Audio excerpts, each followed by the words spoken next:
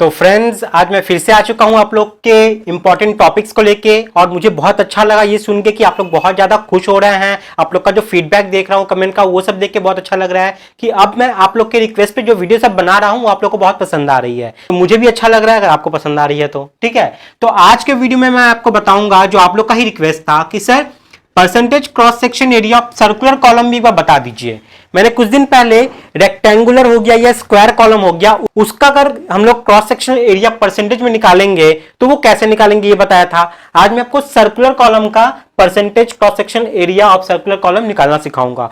ये क्यों ज्यादा जरूरी है ना, अगर आप अपने साइट पे काम करवा रहे हो तो आप खुद चेक कर पाओ कि जो सामने जो मेरा कॉलम खड़ा है वो क्या सेफ है, उसके अंदर जो स्टील डाला हुआ है वो क्या मिनिमम क्राइटेरिया को फॉलो करता है, उसमें जो सरिया है वो कहीं ज्यादा तो नहीं हो गया या कम तो नहीं है, कहीं ओवर डिजाइन तो नहीं है। ये आप कैसे चेक करोगे, वही मैं आपको बताने वाला हूं आज कॉलम के केस में। और वो कौन सा कॉलम, अगर वो कॉलम सर्कुलर है तो अपने साइट के ड्राइंग अगर आपके पास है तो वो लेके बैठ जाओ, क्योंकि मैं आपको IS 456 से लेके इसको बताने वाला हूं। तो सबसे पहले आपको क्या करना है, अपना IS 456 आपको अपने हाथ में ले लेना है। जिनके पास नहीं है वो मेरा ऐप डाउनलोड कर सकते हैं, डिस्क्रिप्शन में लिंक डाल दिया है। एक छोटा सा ऐप है, सिविल IS कोड, बहुत ही कम MB का है और उसमें आपको सारा IS कोड लेटेस्ट जो भी है वो सारा आपको वन क्लिक पे मिल जाता है। वन क्लिक करोगे आपके फोन में ही रहेगा, ऑफलाइन होके आपको ढूंढना नहीं पड़ेगा बार बार। कैटेगरी वाइज सारा वहां पे कैटेगराइज किया हुआ है।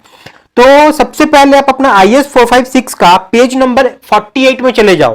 पेज नंबर 48 के क्लॉज नंबर में आप जाइए। ये क्लॉज नंबर है आपका 26.5.3.1। ठीक है, हम लोग हवा में बात नहीं करेंगे, IS 456 के क्लॉज को लेके बात करेंगे। आपको जाना है 26.5.3.1। इस क्लॉज में जैसे ही आप जाते हो ना, वहां पे देखिए लिखा हुआ है the cross sectional area of longitudinal reinforcement. Longitudinal reinforcement कौन सा, मान लीजिए ये कॉलम है आपका, ठीक है, ऊपर में स्लैब बीम जो भी ऊपर में नीचे स्लैब, ठीक है, ये कॉलम है आपका।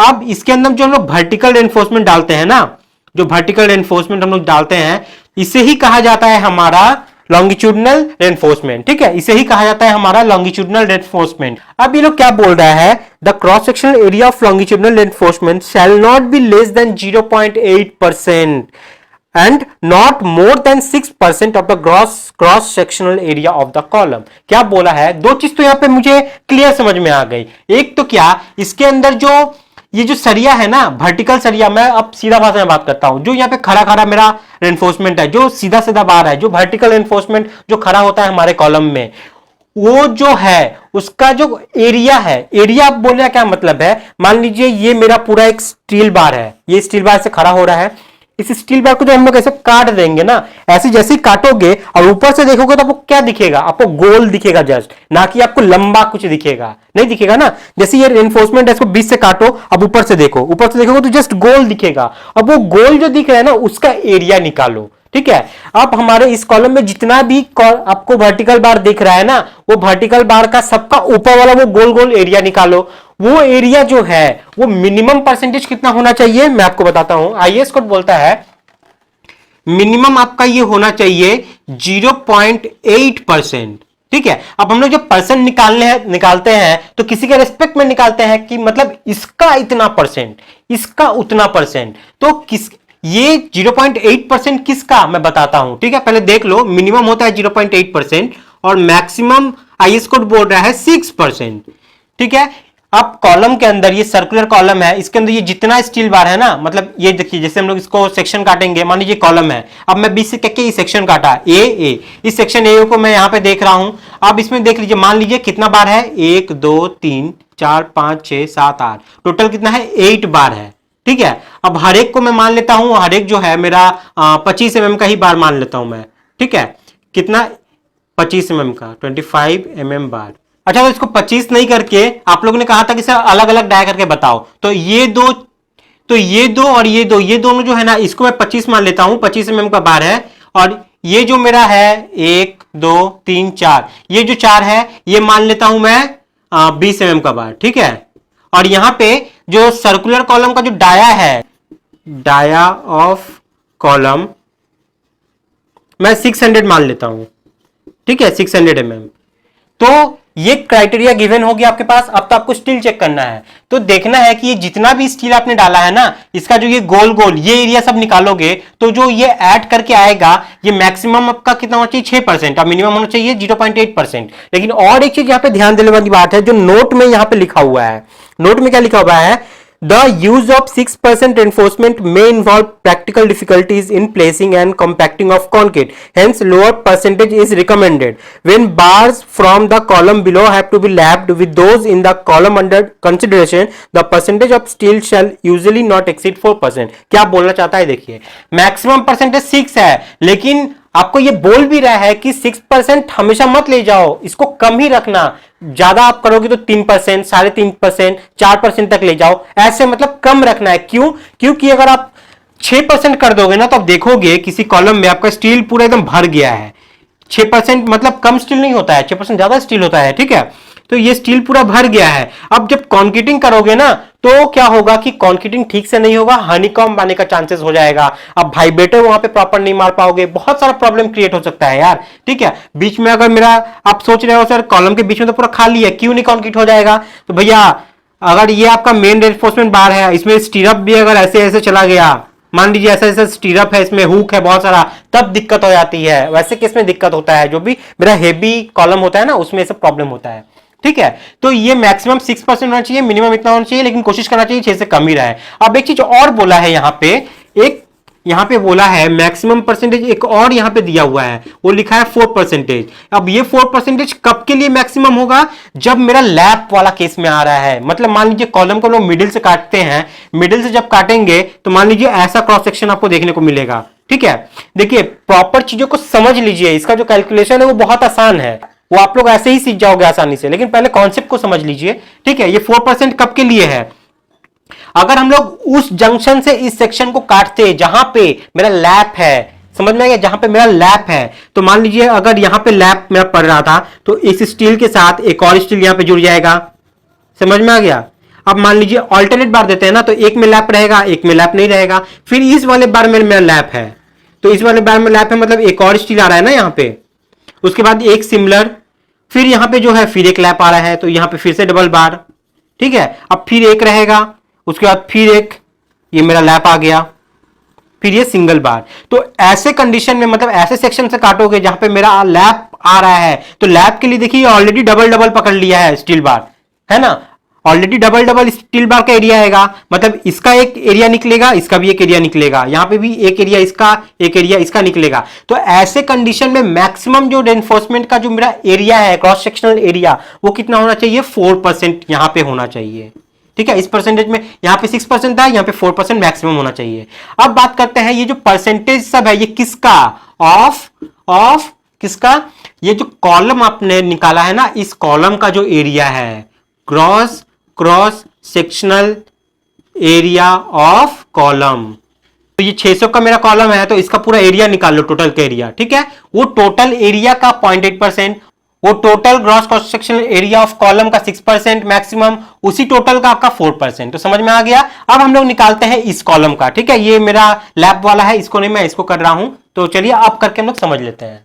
मैं उम्मीद करता हूं यहां तक आपको सब चीज क्लियर हो गया होगा अच्छे से, ठीक है। तो अब मैं जो करूंगा वो ध्यान से समझना, क्योंकि यहां पे भी एक कैलकुलेशन में बहुत बड़ा घपला होता है, वो घपला तो समझ में नहीं आएगा अगर सही से ध्यान से नहीं देखोगे तो सबसे पहले आपको यहां पे क्या करना है, सबसे पहले आपको यहां पे करना है, आपका जो कॉलम है ना, उस कॉलम का टोटल एरिया आप निकाल लीजिए, क्रॉस सेक्शनल एरिया। इसको क्रॉस सेक्शनल एरिया क्यों बोल रहे हैं, क्योंकि हम लोग काट दिए हैं बीच से, एक सेक्शन पे हम लोग इसको चेक कर रहे हैं, ठीक है। एक ये कॉलम था, इसको हम लोग क्रॉस किए और एक सेक्शन निकाले, ये सेक्शन। अब इस सेक्शन का एरिया निकालिए, तो सबसे पहले लिख दीजिए cross sectional area of circular column. Formula क्या होता है, पाई आर स्क्वायर, ठीक है। पाई आर स्क्वायर भी बोल सकते हो, या आपका मन है तो पाई बाई 4 डी का स्क्वायर, ये भी फॉर्मूला होता है, ठीक है। तो आपको जो है, अगर आप डायमीटर के केस में लिखोगे तो ये हो गया, रेडियस के केस में लिखोगे तो ये हो गया। तो बहुत जन के मन में ये भी क्वेश्चन आने लगता है कि सर ये आप कैसे कर दिए, तो सिंपल सा बात है, देखो आर क्या होता है, डायमीटर बाई 2, ठीक है। बस इसका स्क्वायर था तो इसका भी स्क्वायर कर दो, डी स्क्वायर, और 2 का स्क्वायर मतलब 4, तो ये 4 इधर आ गया, डी का स्क्वायर इधर आ गया। समझ में आ गया। इस पे ज्यादा नहीं लेक्चर मारूंगा, वरना आप लोग भड़क जाओगे फिर से। तो चलो इसमें वैल्यू पुट कर दीजिए। तो पाई की जगह मैं डाल रहा हूं 3.14 बाई 4, कांस्टेंट डाल दो इनटू डाया का स्क्वायर। तो डी का स्क्वायर की जगह हम लोग क्या डालेंगे 600 mm, ठीक है। मतलब मेरा डाया कितना है 600 मिलीमीटर, इसको मीटर में कन्वर्ट कर देते हैं तो कितना आएगा 0.6 मीटर। हम लोग क्या करेंगे ना सेटिस्फाई करेंगे कि हमारा कॉलम अगर 600 का है और ये रेनफोर्समेंट मैं डाला हूं तो क्या ये इसको सेटिस्फाई कर रहा है, वही मैं चेक कर रहा हूं। ये हो भी सकता है नहीं भी हो सकता है, डिपेंड करता है। तो चलिए अब डाया में डाल देता हूं इसकी जगह। तो 3.14 डी का स्क्वायर मतलब 0.6 का स्क्वायर, ये आपका वैल्यू दे दिया 0.2826 मीटर स्क्वायर, ठीक है। 0.2826 मीटर स्क्वायर, ये कौन सा एरिया निकला, ये सर्कुलर कॉलम का एरिया। मतलब इस कॉलम को बीच से काटते और उसको जब ऊपर से देखते तो जो गोल दिखता, उस गोल का जो वो क्षेत्रफल है, जो एरिया है वो कितना है, वो ये निकला मेरा। ये आप निकाल के रख लो, ये काम आने वाला है। ये वो टोटल है, मतलब ये वाला पार्ट मेरा निकल चुका है, ठीक है। अब निकालना है हम लोग को जो इसके अंदर जो छोटा छोटा स्टील बार है ना, इसका एरिया। तो चलिए निकाल लेते हैं। क्रॉस सेक्शनल एरिया ऑफ कितना का बार है, 25 का बार है और 25 का बार है और 20 का बार है। तो cross sectional area of T20, यहां पे लिखता हूं cross sectional area of 4 numbers T20, ठीक है। तो देखिए स्टील बार तो मेरा सर्कुलर ही है ना, तो उसका फॉर्मूला भी तो यही होगा। तो उसको डाल देते हैं π/4 इंटू डाया का स्क्वायर, ठीक है। डाया का स्क्वायर मतलब हम लोग ये निकाल रहे हैं 20 mm के लिए ना, तो 20 तो मिलीमीटर में है, इसको अगर आप मीटर में लिखोगे तो ये आ जाएगा 0.020 मीटर, ठीक है। तो डाल दीजिए 0.020। अब मिलीमीटर से मीटर कैसे कन्वर्ट हो रहा है, 1000 से डिवाइड कर रहा हूं। 20 को 1000 से डिवाइड कर दीजिएगा तो आपका ये आ जाएगा, ठीक है, ये स्क्वायर।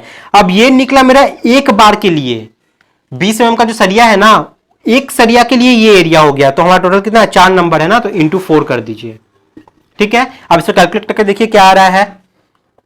चलिए ये भी पहले लिख लेता हूं, cross sectional area of 4 numbers T25, 25 mm का अगर है तो सेम π/4 इंटू, अब 25 के लिए अगर उसको करोगे तो 0.025 का होल स्क्वायर इंटू सेम, वो भी 4 है तो 4। चलिए अब झुंझुना से कैलकुलेट करके वो लिख देते हैं कितना आता है। 3.14 इंटू 0.020 का स्क्वायर इंटू 4 डिवाइडेड बाई 4।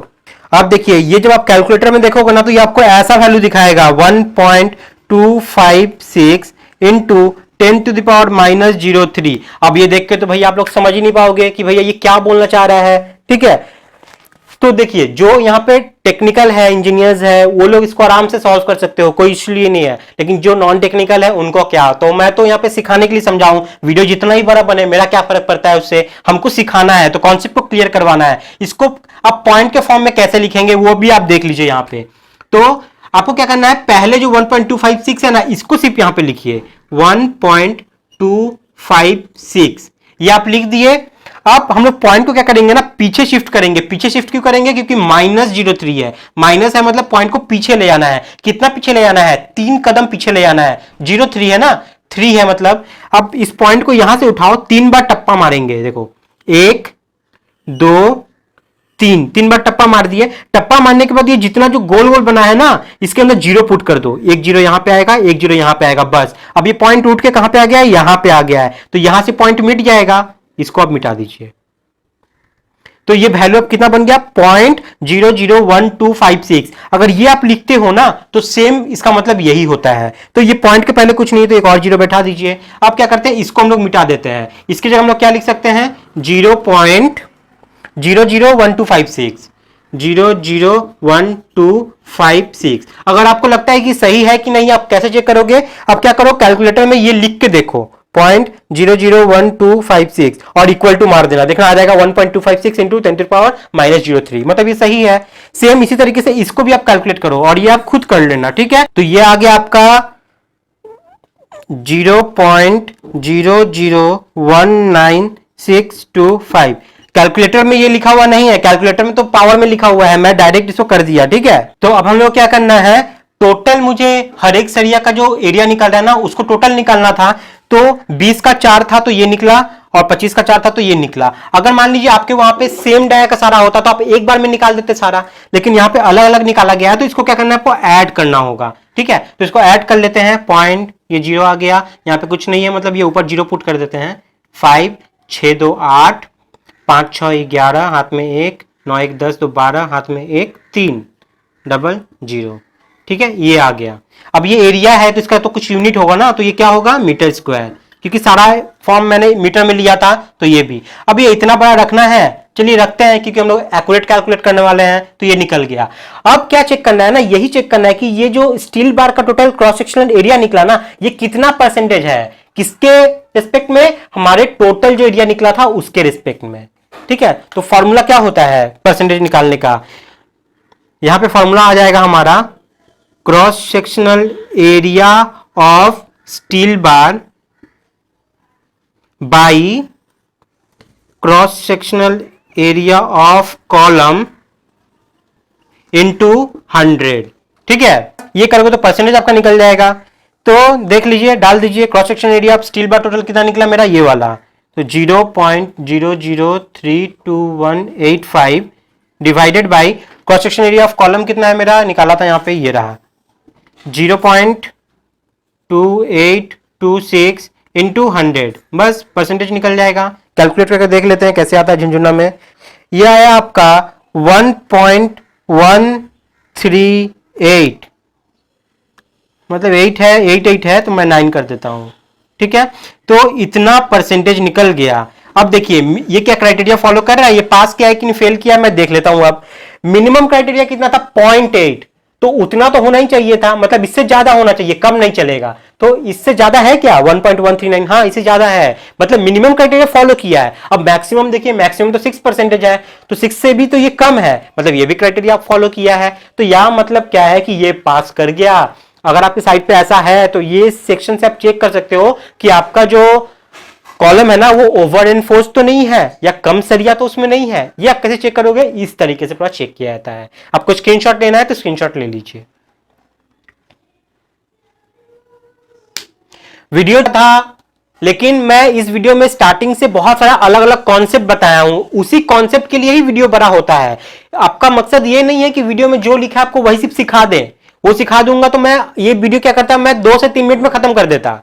ठीक है, करके रखता जैसे जैसा आपको बता देता, 2 से 3 मिनट बता देता, आप कुछ सीख नहीं पाते, ये सारा चीज कहां पे दिया हुआ है वो भी जान नहीं पाते। तो कॉन्सेप्ट को क्लियर करने के लिए वीडियो बड़ा बनता है, और एक वीडियो बन गया ना तो एक चीज से रिलेटेड जितने भी कॉन्सेप्ट है वो क्लियर हो गया। अब आपके पास में कैसा भी कॉलम आ जाए, कैसा भी सरिया हो, तो आप आराम से निकाल सकते हो, सारा खुद से निकाल सकते हो। तो बस आज के वीडियो में इतना ही है। ये सब वीडियो बनाने में बहुत मेहनत लगता है। ठीक है, तो आपका एक काम कीजिएगा, आप जस्ट शेयर कीजिएगा, आपको कुछ नहीं करना है, और शेयर कीजिएगा कि हम जैसे सिविल इंजीनियर्स भाई जो जिनको बहुत ज्यादा प्रॉब्लम होता है साइट पे जाके फेस करना पड़ता है, मैं भी बहुत फेस किया हूं प्रॉब्लम, और इसी वजह से तो मैंने ये चैनल बनाया था कि जो मैं फेस करके आया हूं ना, अभी के जो फ्रेशर्स इंजीनियर्स निकल रहे हैं उन लोग को इस प्रॉब्लम नहीं होना चाहिए। तो मैं जो सीखता हूं, मैं जो समझता हूं, मैं जो जानता हूं, वो सारा चीज आप लोग को बताता हूं, वो भी आसान भाषा में। वीडियो थोड़ा बड़ा होता है, उसके लिए माफी मांगता हूं। ठीक है, तो मेरे वीडियो को वही देखे जो जेन्युइनली सीखना चाहते हैं, जिनके पास वक्त नहीं है वो छोड़ के जा सकते हैं, शॉर्टकट जहां पे बताया था वहां से सीख लो आप लोग।